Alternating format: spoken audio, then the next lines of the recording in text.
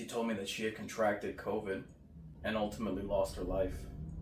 So everything went to her mother, my grandmother.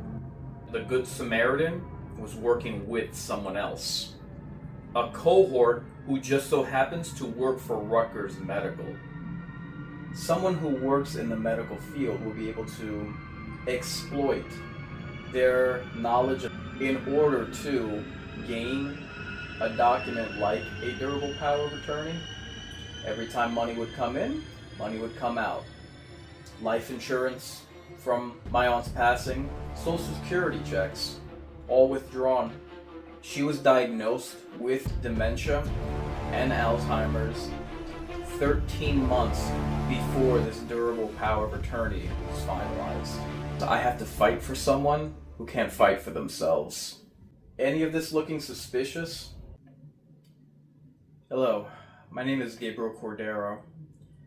I'm making this video because it's coming up on 5 years. My Aunt Lizette Cordero worked for the Federal Reserve Bank of New York, as well as the Arizona Department of Economic Security. 2 job postings that brought a lot of pride to my family. In November of 2020, I got the phone call. She told me that she had contracted COVID. I flew out that day, but I only had 25 hours with her before I had to admit her. She had had a panic attack. She fought for 13 days and ultimately lost her life. She was never married. She didn't have any kids. So everything went to her mother, my grandmother. My grandmother has dementia and Alzheimer's, and a snake in the grass waiting in the wings to capitalize on my aunt's tragedy and my grandmother's vulnerable state of mind. He contacted me in a false flag of devotion and compassion and told me that he would bring my grandmother back and do right by my aunt, do right by my grandmother, and take care of my grandmother. On December 28th of 2020, I got a video call from this Good Samaritan with my grandmother on the line. So, I mean, she kept asking me these questions more frequently and more frequently. And, she was like getting a little agitated. She was like, why don't I have these things? I'm supposed to have these things. I was like, all right. I'm like, okay, she won't say anything tomorrow, but she wakes up in the morning and she says it again. So,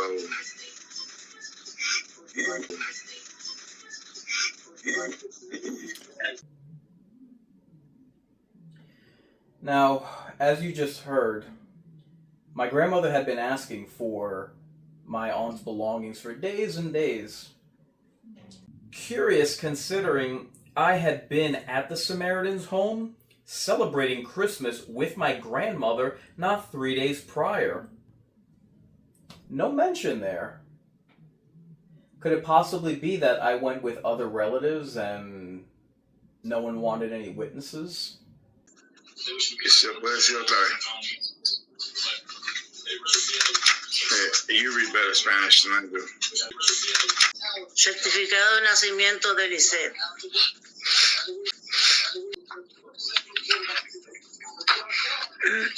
¿Qué, papito? Furthermore, you just saw my grandmother flipping through pages reading off of what was most likely a script for her.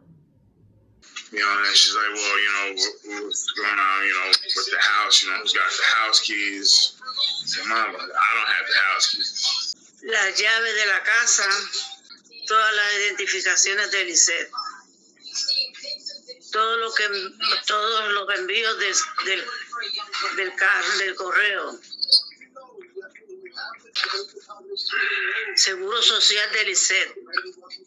Tarjeta del banco de Lizette. La tarjeta de los créditos de Lizette, pasaporte y copia del Power of Eternity.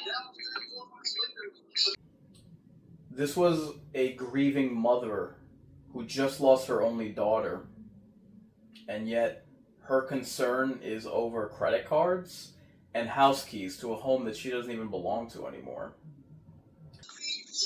Llave del carro, licencia de Lizette. You'll note that my grandmother asked for car keys. This was a handicapped woman who hadn't operated a vehicle in years.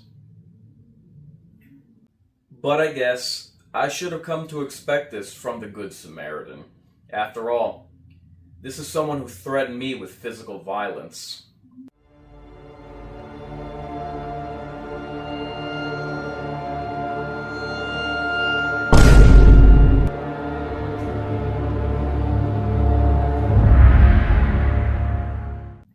Alarming still was that the Good Samaritan was working with someone else.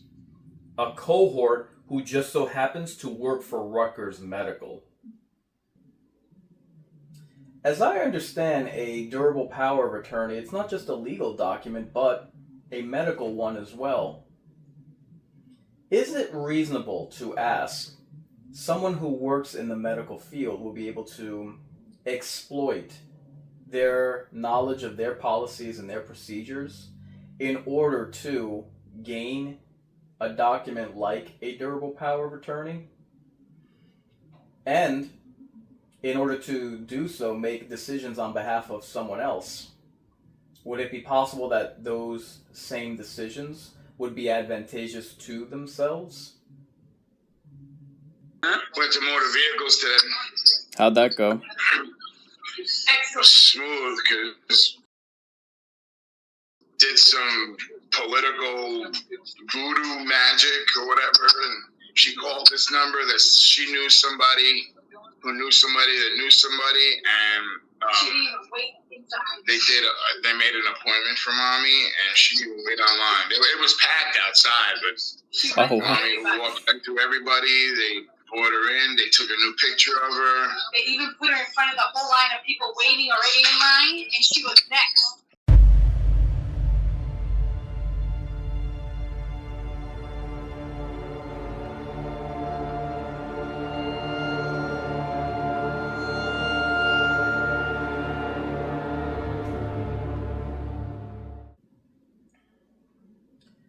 I kept tabs on my aunt's home, and I regret to inform you that it sold for quite a hefty amount.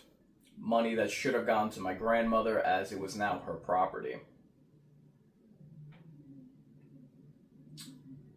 There is no record in my grandmother's J.P. Morgan Chase account of any accounting of this house. Are things starting to add up? What didn't add up was that every time there would be a deposit in my grandmother's Chase checking account, for whom the Samaritan and later his cohort were listed as the POA. Every time money would come in, money would come out. Within days, within weeks, life insurance from my aunt's passing, Social Security checks, all withdrawn. Tell me, what conclusion would you draw? I am happy to report that it wasn't just my grandmother's bank accounts that I got access to, but the very same power of attorney that was used to gain access to my grandmother's checking account and my dead aunt's estate. Not only does it need to be asked, would not listing yourself as your own witness when you're attempting to gain guardianship, wouldn't that invalidate the durable power of attorney? But I did some checking. The person who listed themselves as the notary is friends with the cohort. Conflict of interest, perhaps? Furthermore, both of them have ties to Rutgers Medical. Whom the cohort has no ties to is my grandmother, because she's not related to that woman at all. So how is it that she is my grandmother's power of attorney? Any of this looking suspicious?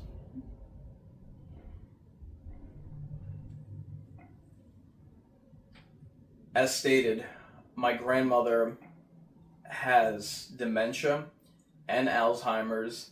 Furthermore, she was diagnosed with said diseases 13 months before this durable power of attorney was finalized.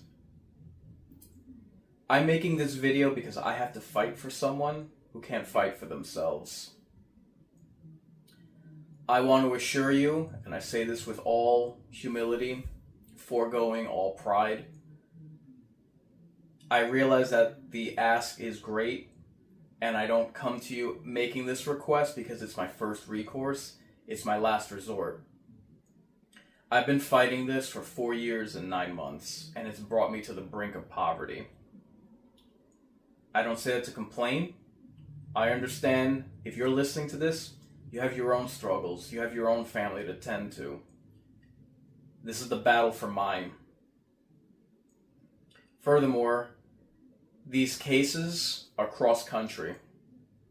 It is very likely that I'm going to have to fly back to Arizona, where my aunt's home was ransacked and ultimately sold under dubious circumstances. If you can't provide or donate, I understand full well. I do just ask that you share this story so the word can get out. Do not forego loyalty. Do not forsake law and order.